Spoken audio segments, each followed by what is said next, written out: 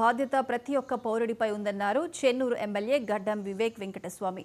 జై బాబు, జై భీమ్, జై సంవిధాన్ రాజ్యాంగ పరిరక్షణ పాదయాత్ర మున్సిపాలిటీ అమరావతిలో ఎమ్మెల్యే వివేక్ ప్రారంభించారు. రాజ్యాంగం అమలై 75 ఏళ్లు పూర్తి చేసుకున్న సందర్భంలో దేశ ప్రధాని రాజ్యాంగాన్ని మార్చాలని చేస్తున్న కుట్రలను తిప్పికొట్టాలనే ఉద్దేశంతో రాహుల్ గాంధీ ఇచ్చిన పిలుపుతో ఈ పాదయాత్ర చేపట్టినట్లు తెలిపారు. 10 ఏళ్లు అధికారంలో ఉన్న బీఆర్ఎస్ ప్రభుత్వం పేదలకు డబుల్ బెడ్రూమ్ ఇల్లు మంజూరు చేయడంలో విఫలమైందని ఆరోపించారు. కాంగ్రెస్ ప్రభుత్వం పేదలకు గూడు కల్పించాలనే ఉద్దేశంతో ఇంటి జాగా ఉన్న వారికి 5 లక్షలు, నిరుపేదలకు ఇందిరమ్మ ఇళ్లకు మంజూరు చేస్తుందని హామీ ఇచ్చారు.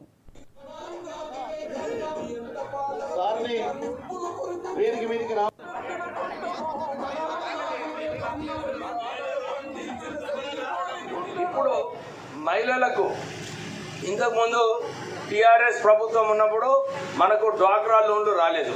ఇప్పుడు మనకు డ్వాక్రా లోన్లు వస్తున్నాయా లేదమ్మా? వస్తున్నాయా?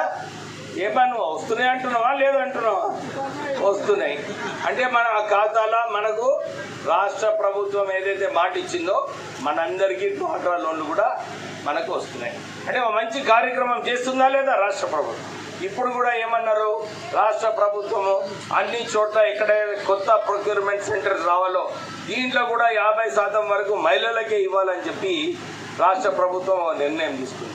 అంటే మహిళలను గుర్తించి మహిళలకు మనము ఆదుకోవాలని చెప్పి రాష్ట్ర ప్రభుత్వం పనిచేస్తుంది. మళ్ళీ మనకు ఇందిరమ్మ ఇల్లులు మీ అందరు చూస్తున్నారు.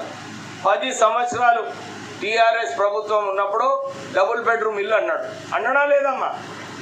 మనకు ఒక రూము, అల్లునికి ఒక రూము, ఎక్కడ ఉంటాడు, మనకు కూరగాయలు పెట్టుకొని కూడా మనకు జగ కావాలి అన్నాడా లేదా?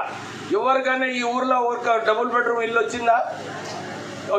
వస్తే వచ్చిందని చెప్పండి, లేకుంటే ఇట్లా చెప్పండి. మరి నీ చేతులు ఎత్తుతలేరు ఏమ్మా? నువ్వు కాంగ్రెస్ కార్యకర్త చేతులు ఎత్తుతలేవు ఏమా? వచ్చిందా డబుల్ బెడ్రూమ్ ఇల్లు?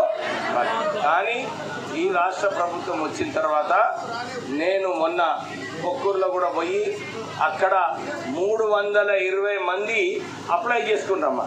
వినాలి మీరు ఇది మంచిగా. 320 మంది అప్లై చేసుకుంటే 260 మందికి ఈ డబుల్ బెడ్రూమ్ ఇల్లు రావడం జరిగింది. ఇప్పుడు